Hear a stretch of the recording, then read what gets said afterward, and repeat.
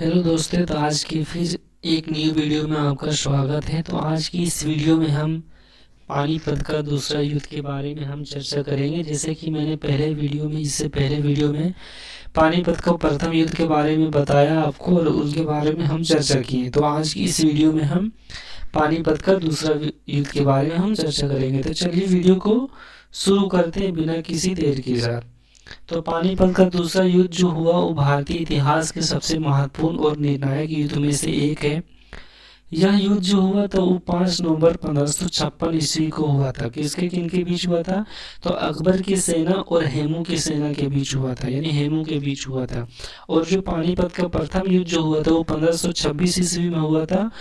वही हुआ था कहाँ? पानीपत के एक जगह में हुआ था। लेकिन किनके किनके बीच हुआ था? तो वो हुआ था बाबर और इब्राहिम लोदी के बीच हुआ था। ये दूसरा युद्ध किनके बीच हो रहा है?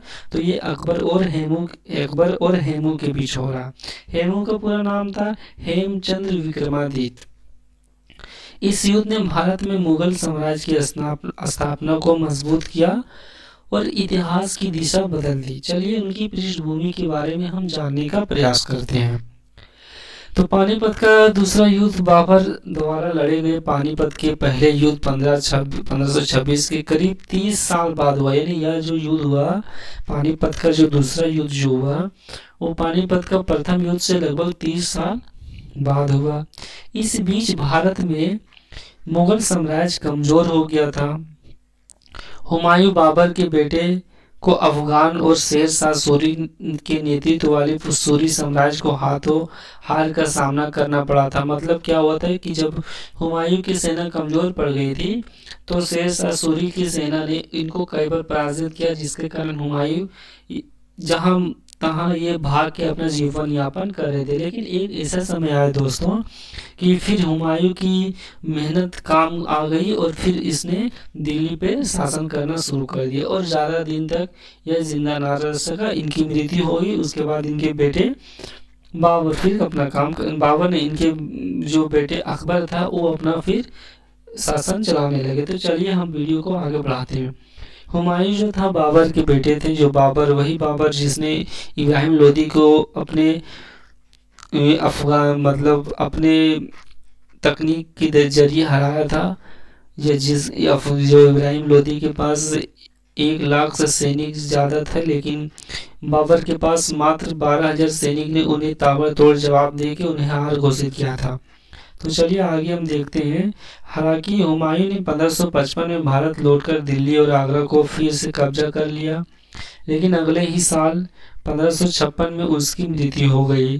हुमायूं की मृत्यु के बाद उसका पुत्र जो अकबर जो था वो 13 वर्ष का था और मुगल साम्राज्य के बागडोर उसके संरक्षक बैरम खां के हाथों में थी। यानी मुगल साम्राज्य का जो संरक्षक जो बैरम खां था उनके हाथों में पूरा उनकी साम्राज्य आ गया था। लेकिन इनको यहाँ का जो सम्राट हो वो अकबर को ही बनाना था।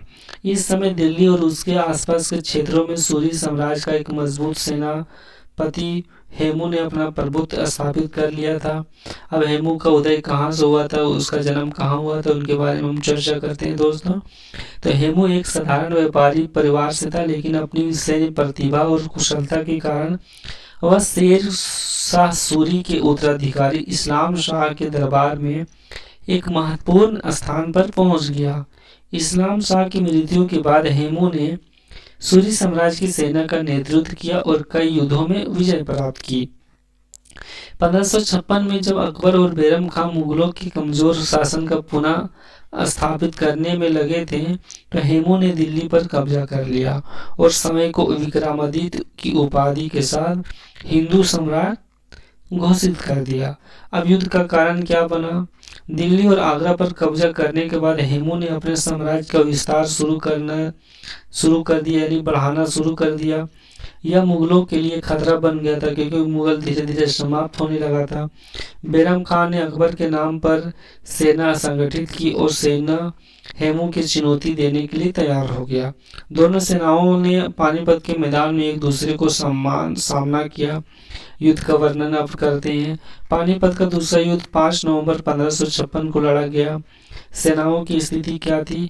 तो हेमू के पास जो था वो बहुत ही एक मजबूत सेना थी, जिसके पास लगभग 30,000 पैदल सैनिक था, 20,000 घुड़सवार सैनिक था और 1500 हाथी शामिल था। जबकि दूसरी ओर जो अकबर था, उनकी सेना बहुत ही कम थी, लेकिन उनकी रणनीति दृष्टि से बेहतर थी, यानी उनकी रणनीति ही बेहतर थी। जिस प्रकार बाबर की रणनीति इब्राहिम लोदी से बेहतर थी, उसी तरह यहाँ भी उनकी अगले मतलब हेमू के सेनापति हेमू के सेना से इनकी सेना कम थी, लेकिन इनकी रणनीति बेहतर थी।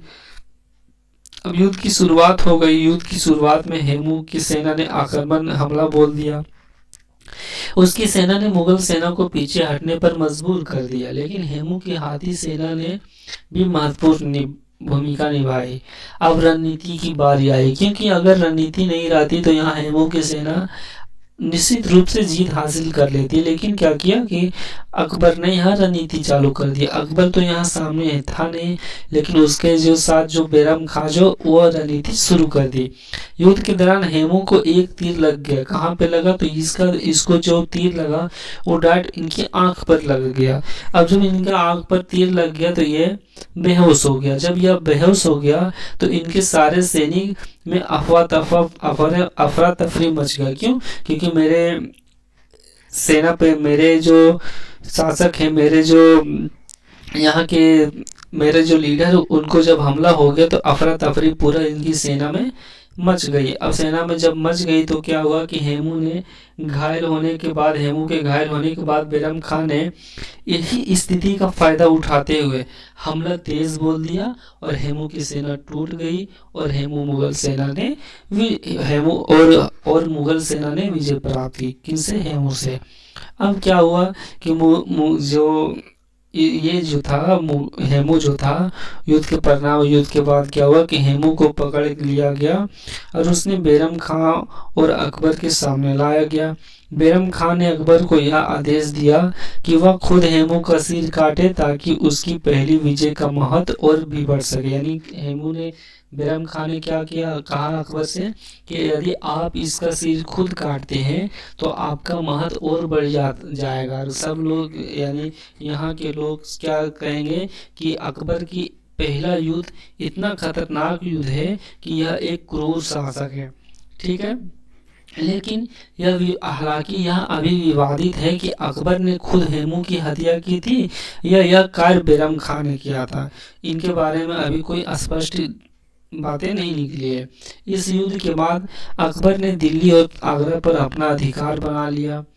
इस विजय ने मुगल साम्राज्य की नींव रखने को मजबूत किया और अकबर के दीर्घकालीन शासन के लिए रास्ता तैयार किया। अब ऐतिहासिक महत्व के बारे में हम जानते हैं।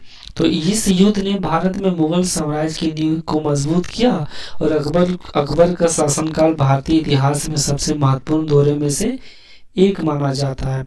हेमू की कहानी साहस और वीरता की मिसाल है। हालांकि वह युद्ध हार गया, लेकिन उसने भारत में हिंदू शासन स्थापित करने के अपने प्रयास से इतिहास में अपनी जगह बना ली। इस युद्ध ने दिखाया कि युद्ध केवल संख्या से नहीं बल्कि नेतृत्व और रणनीति से भी जीता जा सकता है। यानी इसमें यह कहा जा रहा है कि युद्ध सिर्फ सेना के द्वारा ही जीता नहीं जा सकता। जब तक सेना के अंदर रणनीति नहीं आएगी तब तक युद्ध को जीतना बहुत ही मुश्किल है। अब हम इसके निष्कर्ष के बारे में बात करते हैं। तो पानीपत का दूसरा युद्ध भारतीय इतिहास का एक महत्वपूर्ण अध्याय है। इसने न केवल अकबर के शासन की शुरुआत को चिन्हित किया बल्कि भारत की राजनीतिक, सामाजिक और सांस्कृतिक पर भी गहरा प्रभाव डाला। हेमू की वीरता और संघर्ष और अकबर के नेतृत्व की शुरुआत दोनों ही इस युद्ध को ऐतिहासिक रूप में महत्वपूर्ण बनाते हैं। तो चलिए आज की वीडियो को यहीं ख़त्म करता हूं और अगली वीडियो बैटल 3 यानी पानीपत की तीसरी युद्ध में मिलता हूं। तो आज की वीडियो बस इतना ही। यदि वीडियो आपको अच्छा लगे तो वीडियो को लाइक करना ना भूलें। धन्यवाद दोस्तों।